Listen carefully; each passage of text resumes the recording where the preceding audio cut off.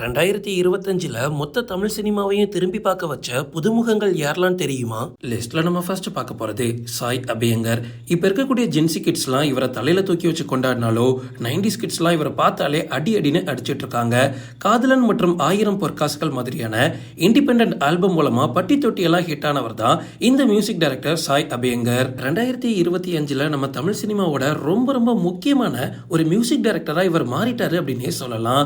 ஒரு பக்கம் ஜென்சி கிட்ஸ்லாம் இவரோட மியூசிக்கை போட்டு தாறுமாறு பண்ணிட்டு இருந்தாலோ 90s கிட்ஸ் இவரை பார்த்தாலே அடிக்கிறாங்க.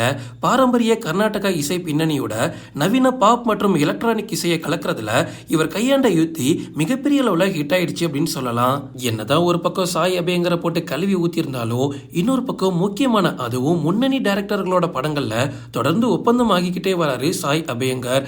அடுத்த தலைமுறைக்கான ஒரு மிகப்பெரிய மியூசிக் டைரக்டர் அப்படின்னும் இவரை ஹைப்பேத்தி விட்டுட்டு இருக்காங்க இந்த ஜென்சி கிட்ஸ். லிஸ்ட்ல நம்ம அடுத்து பார்க்க போறது அபிஷன் ஜீவின் மற்றும் கமலேஷ் ஜெகன். 2025ல நம்ம தமிழ் சினிமாவில் ரொம்ப ரொம்ப முக்கியமான படம் அப்படின்னா டூரிஸ்ட் ஃபேமிலி தான்.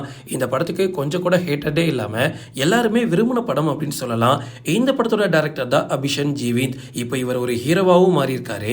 ஒரு யதார்த்தமான குடும்ப கதையை நகைச்சுவை கலந்து சொன்ன விதத்துக்கு மிகப்பெரிய அளவுல கொண்டாடப்பட்டிருக்காரு அபிஷன் ஜீவின். 2025ல நம்ம தமிழ் சினிமாவில் ஒரு சூப்பரான டெபியூ இவருக்கு அமைஞ்சிருக்கு.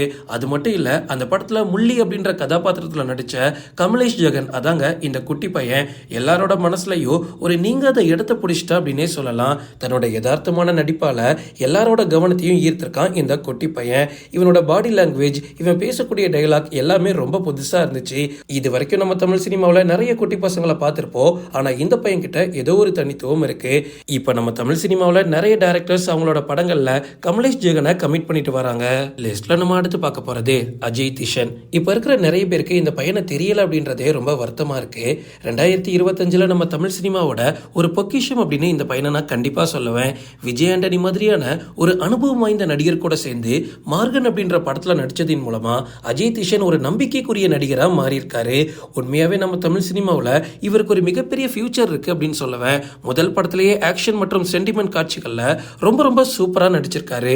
முதல் படம் மாதிரியே இல்லாம அஜய் திஷன் ரொம்ப மெச்சூரா இந்த படத்துல நடிச்சிருக்காரு. பெரிய பட்ஜெட் படங்கள்ல நடிக்கிறதுக்கான எல்லா தகுதியும் அஜய் திஷனுக்கு இருக்கு. மேபி இனிமேலாம் மல்டி ஸ்டார் படங்கள் அதிகமா வரலாம். அதனால இந்த பையனை நிறைய படங்கள்ல பாக்குறதுக்கு வாய்ப்புகள் இருக்கு. எதிர்காலத்துல ஒரு ஆக்ஷன் ஸ்டார் அந்தஸ்து கிடைக்கிறதுக்கோ அஜய் திஷனுக்கு நிறைய வாய்ப்புகள் இருக்கு. லிஸ்ட்ல நம்ம அடுத்து பார்க்க போறது அஞ்சலி சிவராமன். நிறைய பேருக்கு இந்த பொண்ணோட பேரை கேட்டா கோவம் வரலாம். ஆனா இப்போதைக்கு நான் பேட் கேர்ள் படத்தை பத்தியோ அந்த படத்துல சொன்ன கருத்துக்கள் பத்தியோ பேச வரல. அஞ்சலி சிவராமனோட நடிப்பை பத்தி தான் பேச வரேன். 2025ல ரொம்பவே எதிர்பார்க்கப்பட்ட படங்கள்ல ஒண்ணு பேட் கேர்ள். ஏன்னா இதை ப்ரொடியூஸ் பண்ணது வெற்றிமாறன். அவருக்காக வச்சு இந்த படத்தை பார்க்கணும் அப்படின்னு நிறைய பேர் சொல்லிட்டு இருந்தாங்க. ஆனா படத்தை பார்த்துட்டு வந்த எல்லாரும் கழுவி ஊத்துனது தான் மிச்சம். சரி, இது ஒரு பக்கம் இருந்தாலும் அஞ்சலி சிவராமன் கோலிவுட்டோட ஒரு சிறந்த பீக் அப்படின்னு சொல்லலாம். வழக்கமான ஹீரோயின் அந்தஸ்தை மொத்தமா உடைச்சுக்கிட்டு ஒரு போல்டான சவாலான கேரக்டரை தன்னோட முதல் படத்திலேயே எடுத்து நடிச்சிருக்காங்க அஞ்சலி சிவராமன். அந்த துணிச்சலுக்காகவே கண்டிப்பா இவங்களை நம்ம பாராட்டலாம். ஏற்கனவே ஒரு வெப் சீரிஸ்லயும் நடிச்சிருக்காங்க. அந்த அனுபவத்தின் மூலமா அஞ்சலி சிவராமன் இந்த பேட் கேர்ள் படத்துல நல்லாவே பெர்ஃபார்ம் பண்ணிருப்பாங்க. படத்தோட கதைக்கு என்ன தேவையோ அதை உண்மையாவே ஜஸ்டிஃபை பண்ணிருக்காங்க. 2025ல சிறந்த அறிமுக நடிகைக்கான விருது பட்டியல்ல இவங்களோட பெயரையும் சேர்த்திருக்காங்க.